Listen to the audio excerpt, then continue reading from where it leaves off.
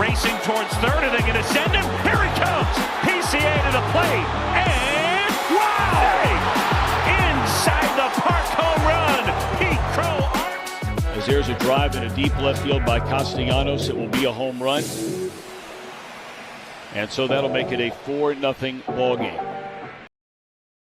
What's up, everybody? Welcome back to the Baseball Buddies with Pat and Jeff. I am Pat. That is Jeff. We are buddies. We like baseball. The Major League Baseball season has officially started as we talk right now. The Yankees and Giants are underway on Netflix.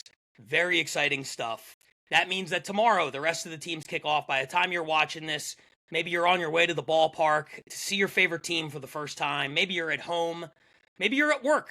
And you're not going to be able to get to the game. Don't worry, we got you covered. We're going to talk about everything to expect this season. And here's the guy I'm going to do it with, my good friend, Jeff Suing. Jeff, how are you, bud?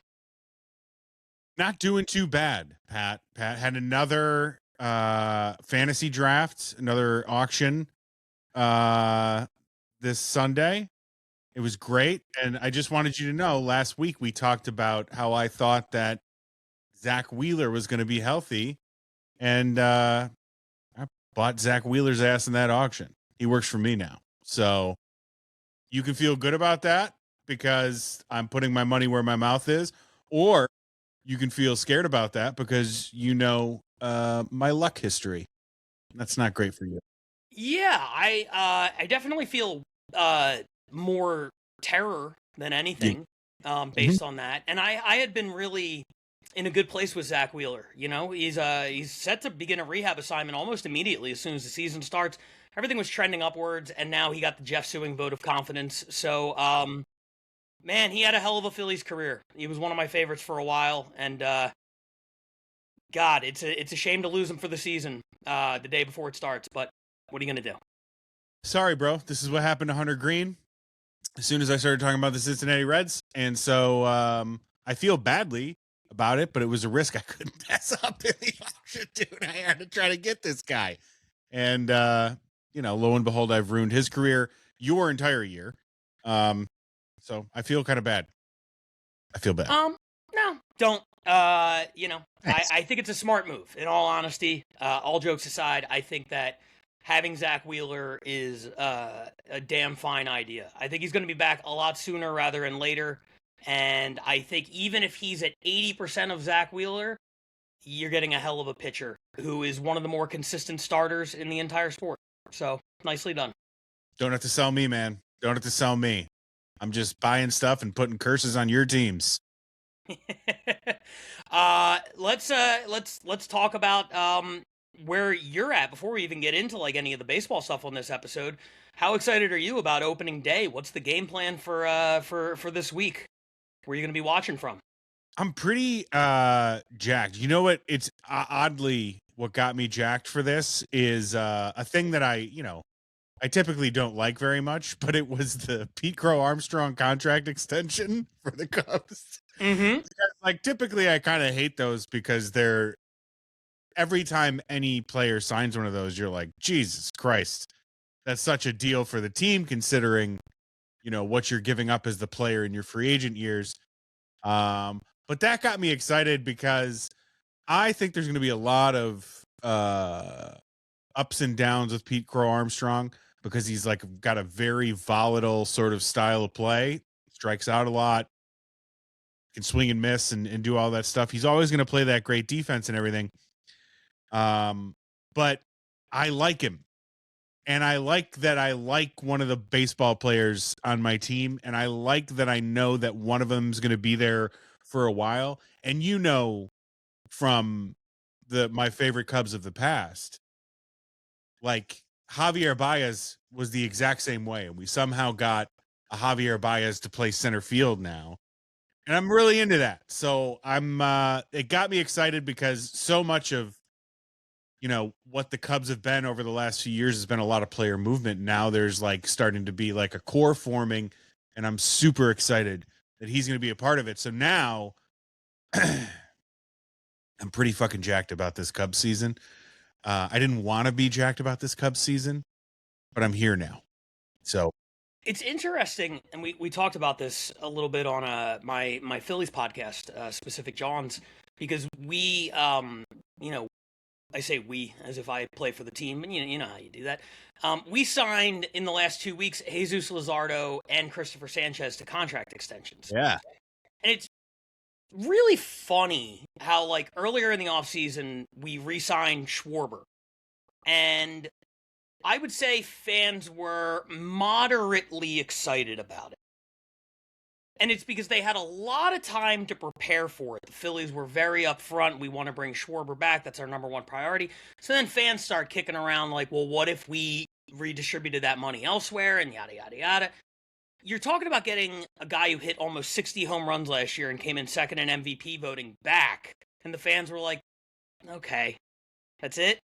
Yeah. Then you get the Christopher Sanchez extension, which, to recap, he had 4 years and $47 million left on his contract. His contract was maybe the best in baseball, definitely one of the best. And all they did was add on 2 years and $60 million to the end of it. And, you know, I compared it to, okay, you're leasing a car. You have a 3-year lease. A year in, you love the car. So you tack on 2 more, way more expensive years at the back end of it.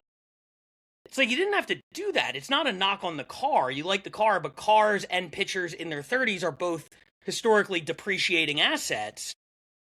It just seemed like jumping the gun for no reason. But the fan perception of the Sanchez extension, because they were not expecting it, because it made no sense, everybody is on cloud 9 about it. And they're like, we locked up Sanchez. It's like, we already had him for 4 years.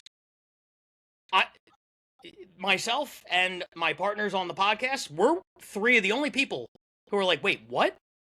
Everybody else is over the moon about it. And it's all about perception. When the fans don't see the extension coming, they're so much more excited about it. And I mean, you should be with a guy like PCA or with Sanchez. Yeah, I'm interested in the Phillies, and we can get into some of this, but I'm interested for you to have a real ass closer, like a real ass end of the game guy for the first time since like who? Probably Papelbon. Papelbon was there at the end of the run, like 2012 and 13 when they didn't make the playoffs, but he was legit. I would bet anything that I have that Jonathan Papelbon is a grandfather right now. What do you base that on? I just like, it's such an old, it's like at this point, it's an old enough name that I'm like, his kids have kids. That's where I'm at. I think he's like 50. Yes. Yeah. Actually, now I'm more sure. Okay. We can look that up. By the way, rough start to the season for Logan Webb. Yankees up 5-0 in the second. Webb sporting a 33.75 ERA. Bust. Knew it. Yep. Canceled the season for the San Francisco Giants. So we got a lot to talk about this week, but at the same time, there's not a lot to talk about. The week before the season is one of those weird times where there's not going to be a lot of like big news per se, but there is a season about to start, and obviously there's a lot to cover. So I asked you, what should we do to kind of like, run the whole gamut, cover the entire league or as much of it as we can? And you came up with an idea. I'm going to let you steer the ship this week. Why don't you tell everybody what we're doing here, and then we can get into it. Yeah, here's what we're going to do, everybody. I think that each baseball season comes with a different set of things that you can be most excited about, right? It can be watching a player again. It can be watching a player grow. It can be watching a player get called up. It can be how a team comes together. Whatever the thing is, every single baseball season has things that maybe we assume are going to happen, or maybe we're just like excited to see. And that's what I want us to do. I want us to go back and forth. I want us to have 5 rounds. Okay, we're going to go back and forth for 5 rounds.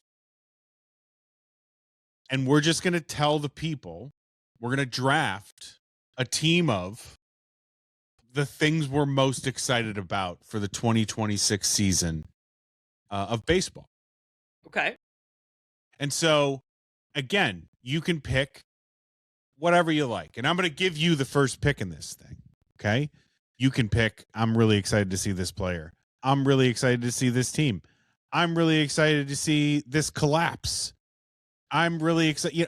Anything under this. I'm really excited to go eat the machete at the Marlins ballpark because that's the only thing you want to do at the Marlins ballpark. What is Have the you heard of the machete? machete?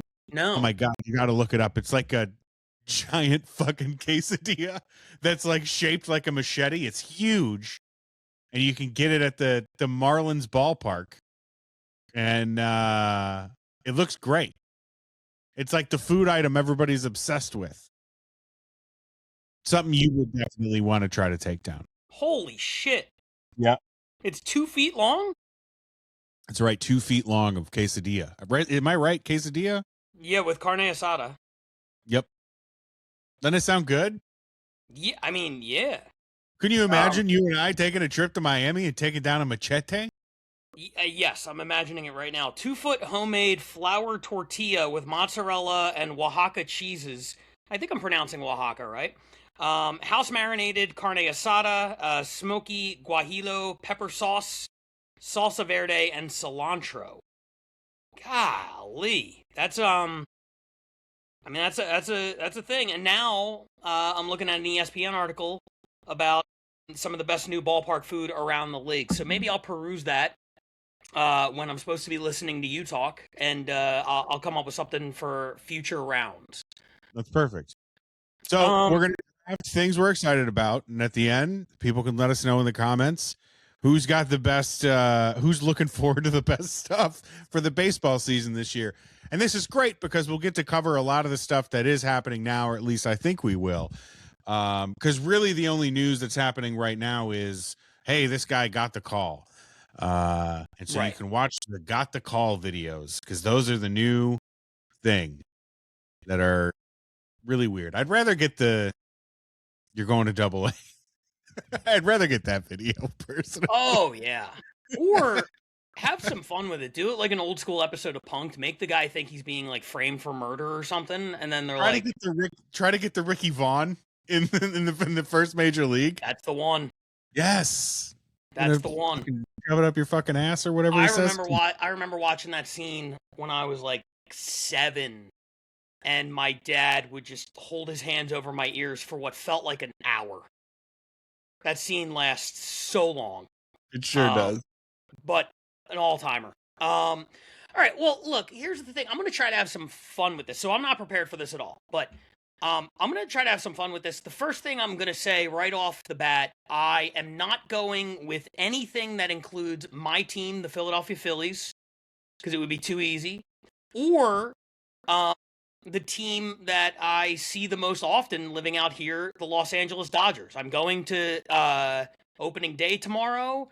I'm going again on Saturday. I love watching the Dodgers. Obviously, Shohei Ohtani is my favorite non-Phillies player on earth. He's having his first full pitching and hitting season since 2023 this year. He seems like he wants to try to win a Cy Young. The Dodgers are giving indications that they're like, yeah, we're probably just going to go with a regular rotation and see what happens. Like, which I think he bullied them into. Of course I'm very excited about that, but I'm going to abstain from naming the Phillies or the Dodgers in any of my picks. And I will go with, can I name something that I don't think is actually going to happen, but I'm excited about the Of course. possibility? Of course. I am going to start with the forgotten ball player. The guy that we all spent a decade talking about how he was Mickey Mantle 2.0, and then the injuries hit, and now everybody has reached the point where they are not only hoping for or anticipating a bounce back, he's washed, he's too injury prone, there's no way he's going to stay healthy, expectations are at an all-time low for Mike Trout. And I've talked often on our podcasts about how, Ohtani, our victory lap on Ohtani is we were rooting for him when there were a lot of haters, when the comment section was full of people being like, he can't do this. And even if you believe that, my thing was like, why are people so angry at the idea? You should want to see history. You should want to see the thing that causes the most joy. And in this case, I feel like we have reached that point with Mike Trout, where a Mike Trout bounce back season where he plays 145 games and hits 35 homers and steals 20 bags and makes the All-Star game in Philadelphia his essentially hometown. We could see all of that. And it would just be such a good story after 6 or 7 years of disappointment. So with the first overall pick, I'm going to go with the Mike Trout redemption arc. Here's what I love about that. Number one, there's already been some of the articles where feeling really good.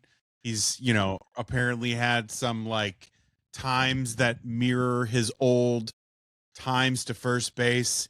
He's bullied the Angels into playing him into center field again because, like, what are they going to do? Say no to him?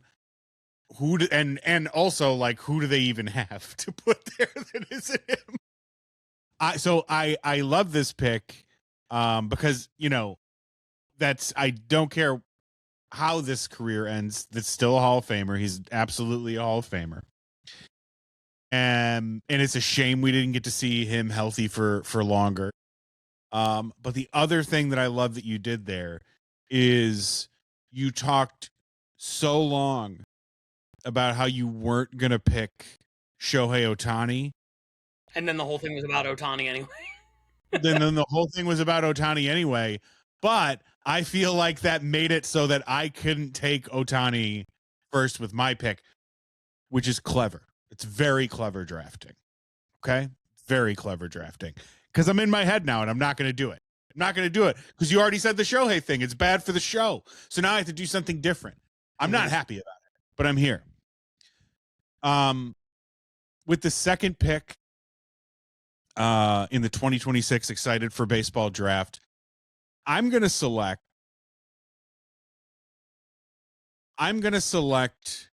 not the fall of, but the end of the Aaron Judge wins the AL MVP every single year thing.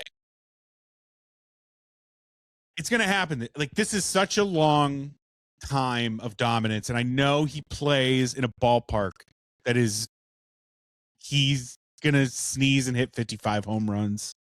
And I understand he's an incredible hitter. And what a story. I remember when he was coming up, he was a guy that he's like, oh, we don't know if he can make contact enough. And now he's like the best hitter in baseball.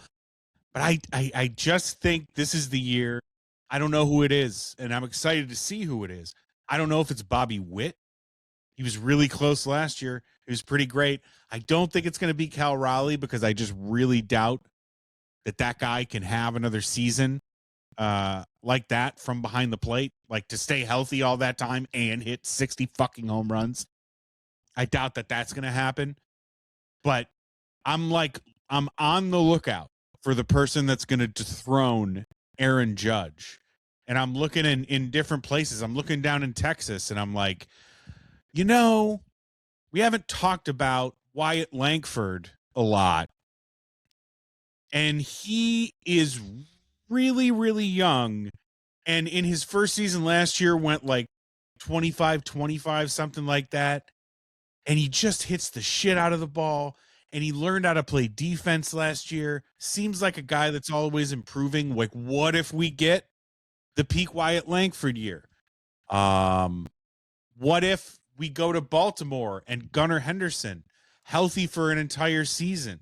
A guy that has all the ability in the world to go like 40-30. Maybe that's my guy. I don't know who it is, but I am excited to see, because I'm calling it right now. I'm excited to see the person that's going to knock Aaron Judge from the throne. of AL MVP every single year. That's the second pick from me. Quick little update. Yankees still up 5-0, but Aaron Judge 0 for 2 with 2 strikeouts, which means he is tied for last in the league in batting average, on base, slugging, and OPS. And on pace for, if my quick math is right, 648 strikeouts this season. The guy sucks, like I said. The guy sucks. Shatter records.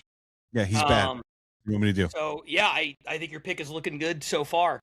I'm going to go with, and I'm going to try to stay positive on this thing. But that doesn't mean I can't ride some negative adjacent roads. I would love to sit here and be like, oh man, I want to see the Mets collapse, because it's always funny when the Mets collapse and they thought it was a smart idea to go out and get all these second basemen and just plug them in wherever. Everybody else wants fucking shortstops, and the Mets are like, hold on a minute. I'm going to go with something that is in that neighborhood, though, and I am looking forward to Pete Alonso going absolutely buck wild as a member of the Baltimore Orioles. All right. I saw that man get disrespected like I couldn't believe for 2 straight off seasons by a team for whom he leaves as the all-time home run leader. You've been around 60 plus years, let's see, they debuted in what, 60? Yeah, so 60 plus years. This is your all-time home run leader.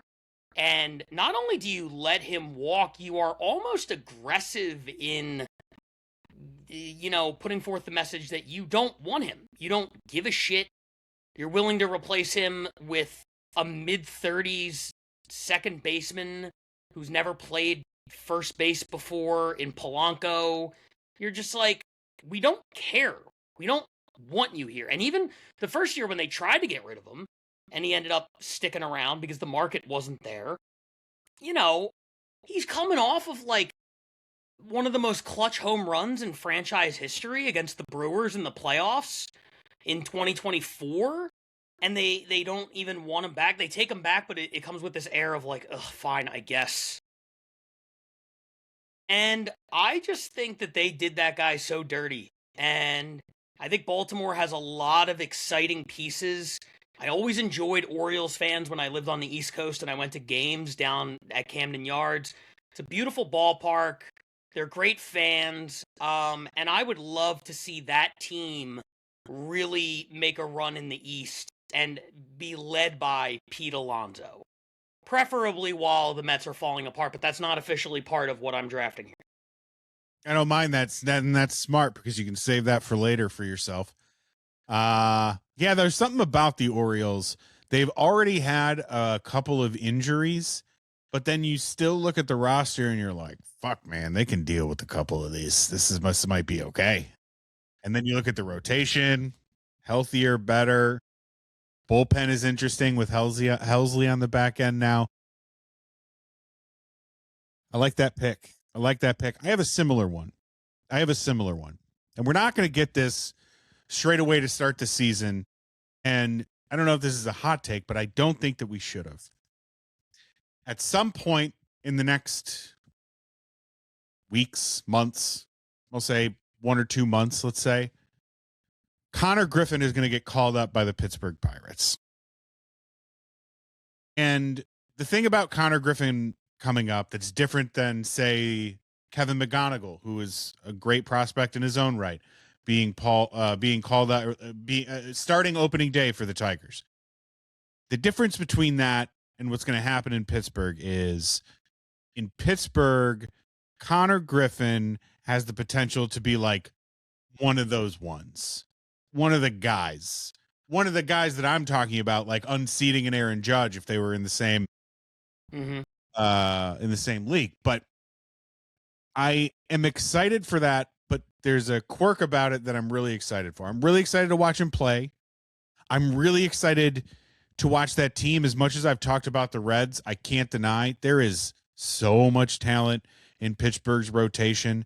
And while they didn't do a ton offensively, getting a guy like Brandon Lau, getting Ryan O'Hearn, to add to like a Brian Reynolds and like just some like okay stuff that is built around maybe this superstar player, all of a sudden you have a really interesting team. And the reason that I'm most excited about that is I look at that ballpark every year and I go, God damn it, that is one of the most beautiful things that human beings have ever constructed. And it's always fucking empty. And when Connor Griffin comes up, and it might just be for the first week that he's up and strikes out, 18 times or whatever. But that place I feel like is going to be full. And I want to see that place, that beautiful building full with excited Pirates fans, with Pirates fans that have a reason to be excited. So that is my second pick. I believe the fourth pick now in this draft. That is Connor Griffin coming up and exciting Pirates fans into that build. Two things on that. Number one, Pirates fans fall into the same category I just put Orioles fans into, where they're outstanding fans. They don't get many reasons to cheer, but when you give them a reason, they're some of the best fans in baseball. Some people may remember it was I can't remember. I guess he was on the Giants at the time. I don't think he was on the Reds, but it was the one-game playoff, and Johnny Cueto was on the mound, and the against the Pirates in the one-game playoff, and they were hammering him so hard that when he was standing on the mound looking in at the signs, dropped the ball, and it was like this.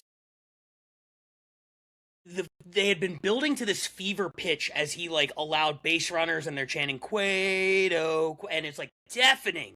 And then he dropped the ball and the fans were like, oh, we're in his head, and they went in for the fucking kill. And it was so entertaining to watch. They're great fans and they deserve a good team.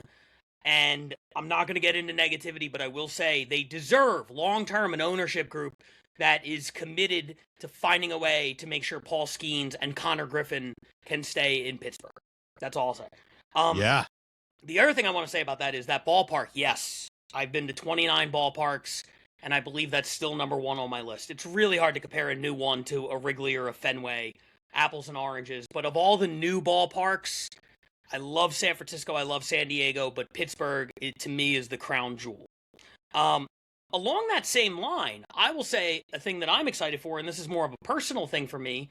I'm excited to keep inching towards the finish line on the ballparks that I've seen. Like I said, I've been to 29. I believe there are 6 remaining active ballparks that I have not been to, and I will be getting to 2 of them this season. In opening week, next Tuesday, I'll be going to my first game at Truist Park down in Atlanta. So I'm very excited for that. But the one that I'm really excited for, and I think there's a good chance you might be there too, a friend of ours, who I know listens to the show, shout out to Lou, he's doing his bachelor party. Part of it is going to be a Phillies road game at Miller Park in Milwaukee. And I've never been to Miller Park. Obviously, I love going to see the Phillies on the road, so that's big for me. But never been to the ballpark, and boy, if there's one where you're like, I'm going to be with a bunch of dudes, we're just going to be getting fucking lit up, just hammered, because it's a bachelor party, and that's the excuse I'm going to use, Miller Park is kind of where you want to be. So I'm excited to be, like, drunk off my ass in Wisconsin, watching some baseball. I went through the article about the new ballpark foods. There doesn't seem to be anything insane in Milwaukee, but like I will bury all the cheese curds that state has to offer. Yes, sir. And I'm so excited to just eat fried cheese, slam, high lifes, and watch the Brewers in the new ballpark. Just fucking sausages and cheese curds, baby, all day. I bet they have a sausage that they put cheese curds on. And so that is probably where you're at. So like they've probably just always had that, and it probably just exists somewhere in the stadium. We'll find it. We'll sniff it out. We'll sniff it out. Don't worry also, about that. There's no more 43-year-old guy, which I will be at the time of that bachelor party. There's no more 43-year-old guy statement than like, I'm going to a bachelor party and I'm going to get in some trouble. A hot dog covered in cheese curds. We have like 2 beers and we're like, actually, we're going to go home. Yeah. Sorry. On one hand, my wife has nothing to worry about with me going to a bachelor party. On the other hand, I could drop dead at 45 if I handle this party right. So maybe she does. I don't know. Okay. I am genuinely excited for one of my favorite things that happens every baseball season, and they're few and far between because a lot of people that play and are involved with baseball are sticks in the mud. But I'm excited for the baseball and the possible baseball comedy moments that we'll see. Not just the typical one that they'll give us when somebody's getting their ass kicked and a position player comes in and then they strike out somebody from the opposing side. It's always cute, but it's so overdone at this point. I'm not interested. I'm interested in ABS. Okay. So ABS comes in and I want to see somebody get really pissed by a call and start talking shit to the umpire and then challenge the call. And then it turns out the umpire was right. And I want to see the looks on everybody's faces during that entire thing. I want that comedy. I want Shota Imanaga from the Cubs continuing to do his hilarious thing where he bows to everybody and is, just a very generally fun guy. I'm hopeful that we'll have a couple more fun players in baseball this year. I don't know who they are. Kevin McGonigal doesn't seem like a particularly fun guy. I don't know shit about Connor Griffin. But who's young and fun and can be funny and can make this game like a blast? That's what I'm excited for, is to see the different ways in which baseball will bring us comedy this season, because baseball is great for that. You don't really get any of that in any of the other sports. Basketball now and again, but baseball specifically really lends itself because you can really see them. They're right there. You can see what they say. I want to see some funny stuff on the baseball diamond this year, and I miss that. Like, it seems like once every couple weeks we get a really hilarious thing that happens on a baseball diamond. So I'm looking forward to that. I'm going to give you the guy you want. I'm going to give you the guy that you absolutely want. And I could see this guy being somebody that Jeff Suing loves or loathes. You got to tell me. Max Clark, the prospect from the Detroit Tigers, the outfielder, who made some waves in spring training, made some headlines when he went out there with more bling than anybody has ever worn. This is the Malibu's Most Wanted version of the Dominican ball player. He went out there wearing 15 pounds of diamond necklaces, could not catch a fly ball to save his life, made a fool out of himself multiple times, did not let it stop him, had an awful spring, posted, like, they went down to, I don't know if they played an exhibition game in, like, Puerto Rico or something like that. Maybe it was down in Mexico, and he's, like, on Instagram, like, flexing with, like, a bunch of cash in, like, a Louis Vuitton box or something like that. Probably in an area where it's, like, you want to kind of keep to yourself. This guy has absolutely no social awareness whatsoever, and he thinks he's going to be incredible, and if he's right, good for him, and if he's wrong, oh my God, is it going to be fun to watch. Yeah, this is a guy I like but don't. Yeah, I do. It's both, right? I like this guy because he's a different character and just completely not self-aware. I love that. That's like the sitcoms that I watch, right? Fucking sounds like white Tracy Jordan or Tracy Morgan. Like, just like a bumbling idiot that plays baseball really well. Yeah, I will be excited for him. I'm sure he'll have an opinion on something and then I'll hate that. But it doesn't take away from that. I don't know. Give me all of that. Him Yeah. just Oh, yeah. completely, give me all of that. I like that. That's a good pick. He might be up this year too. Yeah, and that wasn't my pick for the record. I was supporting your pick. No, I appreciate that. So here's what I'm going to do for my pick, because I'm not prepared at all for this, and I don't want to do Phillies and I don't want to do Dodgers, but I'm going to use this to jog my memory. What I have right here is a wheel with all of the Major League Baseball teams. I'm going to spin the wheel, and whatever team it lands on, I'll tell you the thing I'm most excited about with that team. And Perfect. I really hope it doesn't land on a team that I have not been paying any attention to, because that is going to be embarrassing. Who do we have? Is that the Arizona Diamondbacks? Okay. Perfect. What a perfect team. My God. So a couple things. Number one, in that article I was just reading, the Diamondbacks have a milkshake that is absolutely ridiculous. And I am a 5-hour drive from the ballpark. And if you think I won't drive 5 hours to see, Corbin Carroll and drink a milkshake, you got another thing coming. I am excited to see if the Diamondbacks can catch lightning in a bottle again. I'm haunted by 2023 when I went out there and watched the Phillies play the Diamondbacks in the NLCS, and the Phillies were the clear favorites, and the Diamondbacks just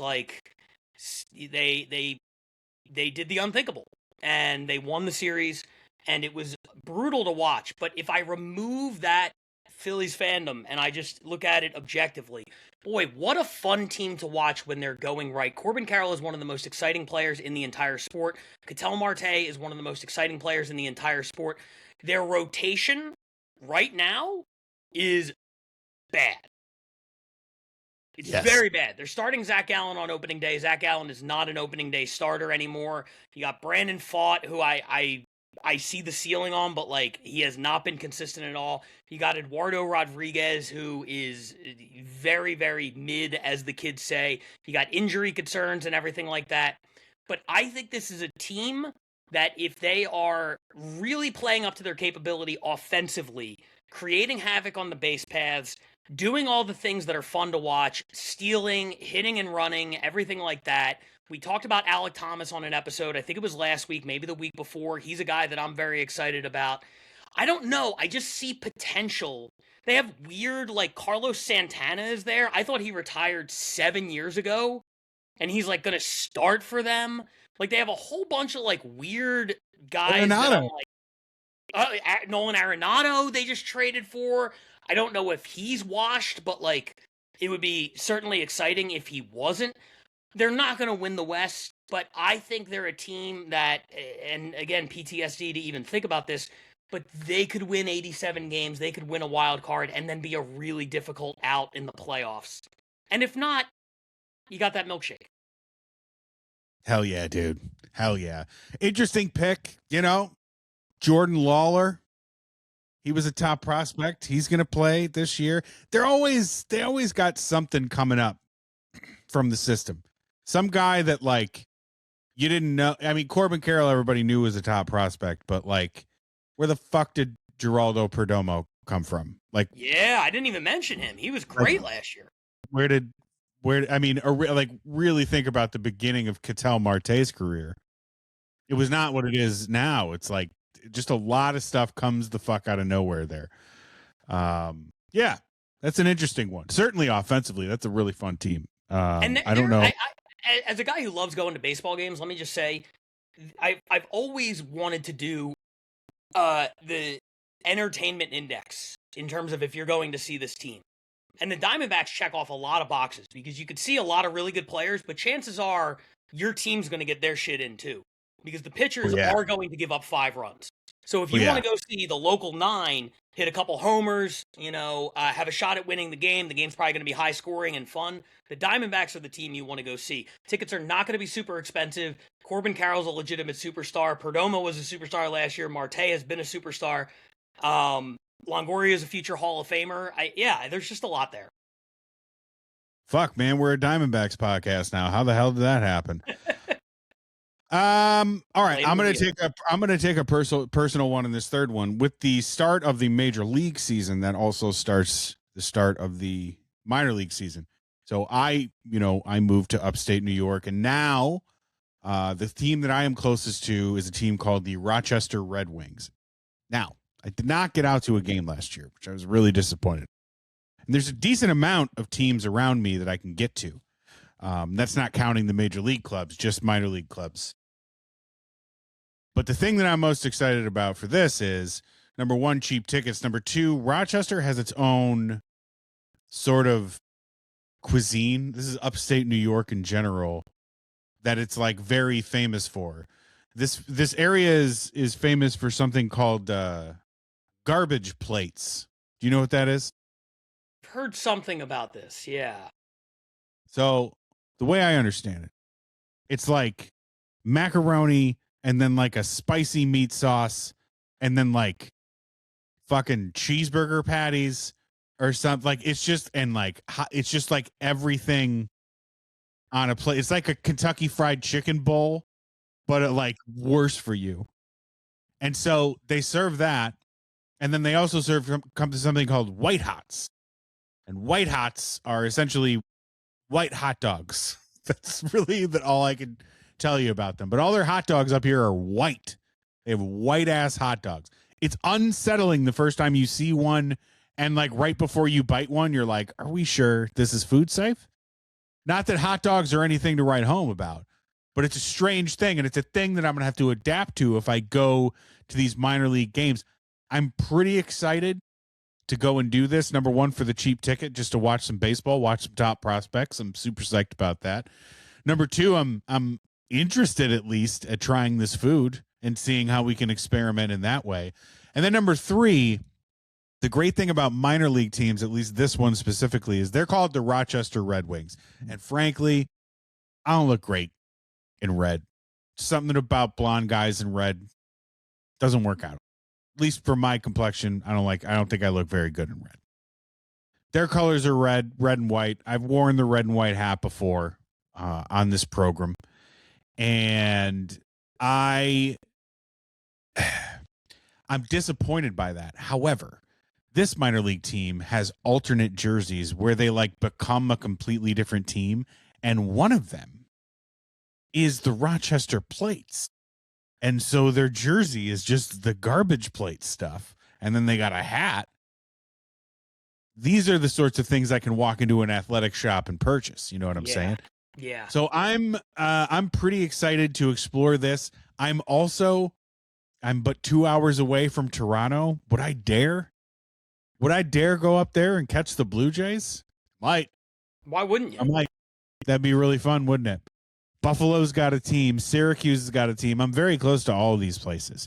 I know you're hearing like, oh, Jeff, you're in New York also. Think about like Yankee Stadium or something like that. Well, that's like fucking 6 hours away somehow. Right. New York's way goddamn bigger than you think it is. Anyway, I'm super excited to get into minor league baseball this year. You're going to see me in all sorts of fun garb. Hopefully free bobbleheads I get at the game will line these shelves back here. Mm-hmm. We'll see. That's the way to do it. It's minor league baseball time. I'm excited. I don't know if I've said this on the podcast, but the Dodgers have to chill with the bobbleheads. It's out of control. There's too many. I don't have a lot of physical possessions. I try to keep a very low profile, but I collect these bobbleheads. And in Philadelphia, they would give out one a season, and then sometimes two. And then I moved to LA, and it's like, you're getting 7 a season. The Dodgers are giving away 24 bobbleheads this year. That's too much. Not special. I'm not getting all 24, but I'm out of room. Like, my closet is full. I don't own anything else. My closet is like 4 shirts and 130 bobbleheads. I don't like that. I know. And I can't afford a bigger apartment because it's LA. So something's got to give. And of course, we're going to Atlanta on Tuesday night, and they're giving away a bobblehead. So now I'm like, I'm getting them from teams I don't even want. That's a nightmare. I saw today somebody posted one, and it's there's the great picture of Vladimir Guerrero Sr. and Vladimir Guerrero Jr. like walking onto the field, and like little tiny Vlad has his hat out or something like that, and they're making a bobblehead of tiny baby little Vladimir Guerrero Jr. And I'm like, I don't know. Why would I want to display that? Well, I got Shohei and a dog up there, so the dog's head bobbles as well. Does it really? It does, yeah. All right, we're getting a little out of hand here, guys. The You know Dodgers, what I wish they would bring back? I got to see if I have one up here. Oh my God, I do. Hold on one second. I'll be right here. You're gonna be able to see me the whole time. Okay.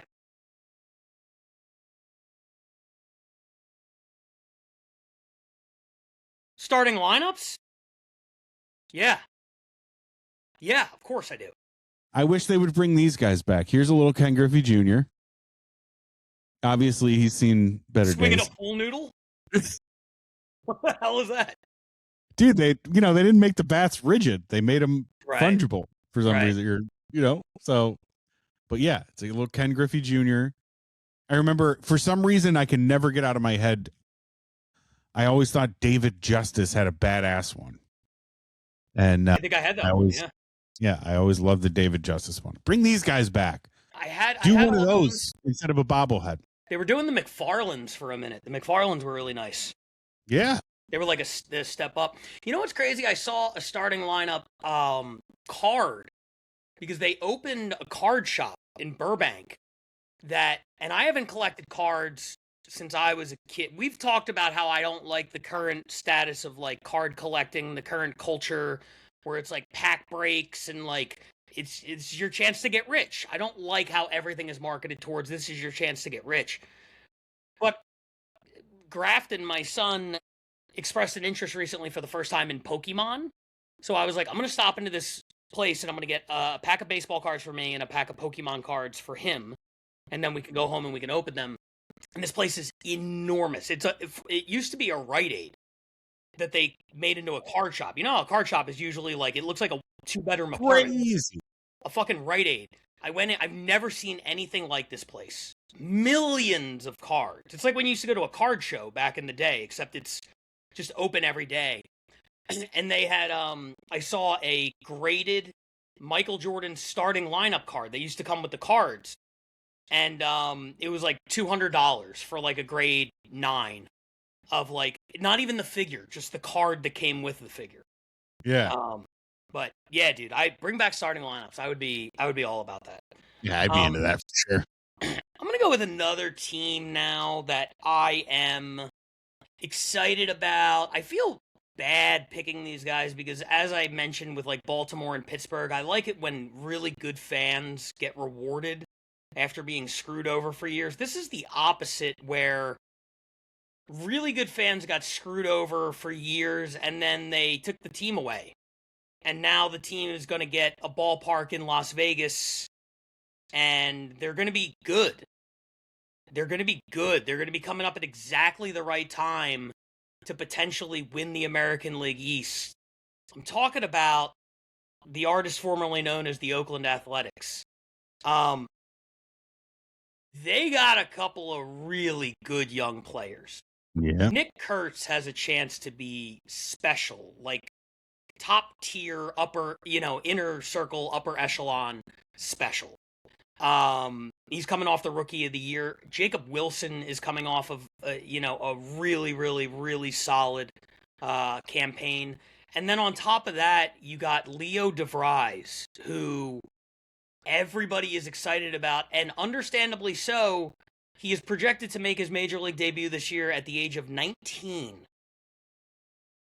A 19-year-old who is a top 10 prospect in the sport, regardless of what publication you look at. And a lot of times you get a 19-year-old who's like a top 10 prospect, and it's like, oh, their ETA is in 3 years. But like when they come here, get ready, watch out. With Leo, they're like, no, it's this year. You're going to see him this year. He's going to be 19, and he's going to be really good. They don't have enough starting pitching to like win the division, but boy, do they have a lot of pieces to be just like a really fun team. And then swoop in on a couple of like big name players right before Vegas and just really piss off the great people of Oakland, California. God damn. I love that. Fucking Soderstrom, Rooker. Just a murderer's row of a fucking lineup, that thing. It's just Langoliers, the catcher. That dude hits fucking tanks. And Rooker, one of the better personalities in all of baseball, too. Oh God, I love him. Yeah. He's great. He's genuinely hilarious. Like Major League Baseball would be in a really good spot if the A's got good and Rooker became somehow one of the faces of the sport. I mean, yeah, that's the guy you wanna have on your social media videos and all that shit. Agreed. All right. The last thing that I'm going to say that I'm excited about, and then I have an honorable mention. The last thing I'm excited about is this. Over the last couple of years, because they have had, maybe my favorite player at anything ever. I'm going to bring up the Dodgers for a moment, but this is kind of about the Dodgers, but not about the Dodgers. The Dodgers have been fun for me because I'm like, you have Shohei Ohtani. I mean, it's just a pleasure to watch him. It's going to be a pleasure to watch him this year. It doesn't change anything. I fucking love Mookie Betts, dude. I think Mookie Betts is great. I think Freddie Freeman, one of the best left-handed hitters I've ever seen. He's just incredible. After watching Kyle Tucker, I'm like, very good baseball player, as you have said many times. Not quite worth what we're about to pay him. All that's well and good. Here's what I'm excited about. Somebody's going to beat that fucking team this year, and they're not going to win the World Series. I am excited, and I don't know. Maybe it is. Maybe it's my Cubs. Maybe it's your Phillies. Maybe it's the Braves. Maybe it really is the Mets season. Maybe it's the Brewers. Maybe the Brewers finally have just made enough perfect trades with outgoing extreme talent to just these prospects who always work out.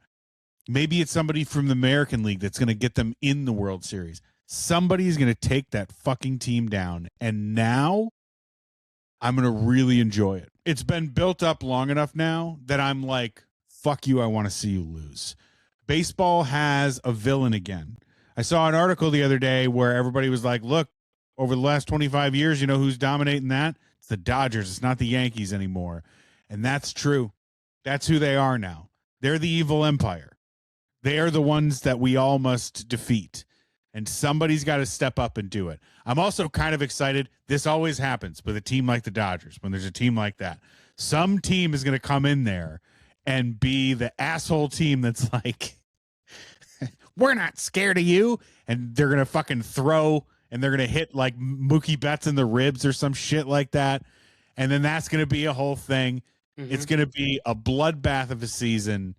And I feel like everybody just kind of looks at that team in awe when they play them. And I think the best thing that happened last year in Toronto's loss was you got to see a team that was really a couple really good pitchers and one MVP level hitter. 2, Springer was great. And then just like a bunch of slapdick fucking guys that put the bat on the ball.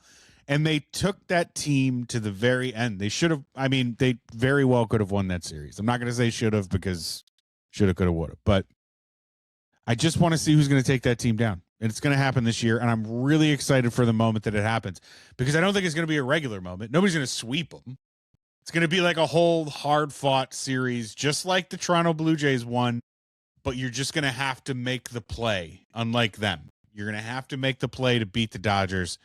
And whoever that is, I promise I will be in your corner unless you are the Cardinals or the Mets. Thank you. Yes, I agree with that last part. You have to make the play or not throw a 3-2 batting practice change up down the middle to Miguel Rojas when you're 2 outs away from winning the game. You could consider that. You could consider not making the worst player on the team the best player on the team. Jeff Hoffman is just like, what if I threw the only pitch this guy could possibly hit out of the ballpark? Yeah. And Let me slow it down for him. He can't catch up to any of this, but like, let's see if we throw it a little slower and see where he's at. Unreal. Did you say you had an honorable mention too? I do have an honorable mention. I don't know if this happens to you. I know you love baseball. Every year I love this. I love a baseball nap. What a baseball nap is, for people that are not familiar, Nap? you are watching a game and you get about 3 innings in, some stuff has happened, then you kick right off until about the 8th inning. And then you wake up in the 8th inning, you catch the end of that shit, and you feel great. You can really do this a lot, and this is mostly happens with me because I'm a Cubs fan. Those 120 starts, just perfect for a baseball nap. So check out a Cubs game. You'll only watch like 5 innings, and you'll really enjoy it. So a couple of years ago, I got diagnosed with ADHD, and I started taking my meds for it. It's been great for me overall, but one of the casualties is the baseball nap. Because now I either don't have the attention span to sit down and watch a game on TV, or I am literally wired on crystal meth and I can't fall asleep. Yeah, there's not a lot of baseball naps in my future, but I remember them. Boy, they are absolutely delightful. They're special. No nap like them. I'll throw an honorable mention in there as well. And it is going to be one of the things I look forward to every season, which is just going to baseball games by myself. Especially if you love a solo baseball game. And I love going with other people too. Not as much, but it's nice. But the solo one, especially if life is moving too fast, and I've been very fortunate recently to have a lot of work. I hope that continues. I have a lot of jobs I'm juggling constantly. That's way better than having nothing and being like, how am I going to pay the bills? But I'll tell you, to have like a lot of jobs, especially like if you just wrapped up a couple things and you're like, I'm just going to go to the game and shut my brain off for 3 hours. I'm going to spend $20 on a beer. I'm going to sit in the nosebleeds for 2 innings, and then I'm going to go down to the field level and be in the standing room for a couple innings. I'm just going to walk around and just watch some baseball. And then the moment I get back home, it's back to reality. My wife, my kids, all that stuff. And you're like, I gotta track my calories, and I don't want to get fat again. You got to worry about everything. But when you're at the ballpark, you're like, I don't care about any of that. I don't care what my kids are getting into right now. It does not matter. I don't give a shit. I'm just here to watch some ball, and boy, I'm excited about that. Yeah, man. You even can do the extreme version, which is the take the train to Anaheim and go see that, whatever that's going to be. Hopefully the other team is good. Yeah. And or you know what? You see one of the 145 games Mike Trout is going to play this season.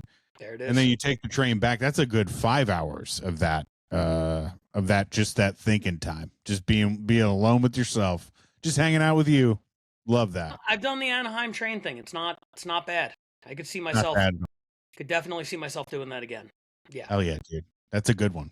All right, well listen, if you made it this far, it means you enjoy listening, so do us a favor.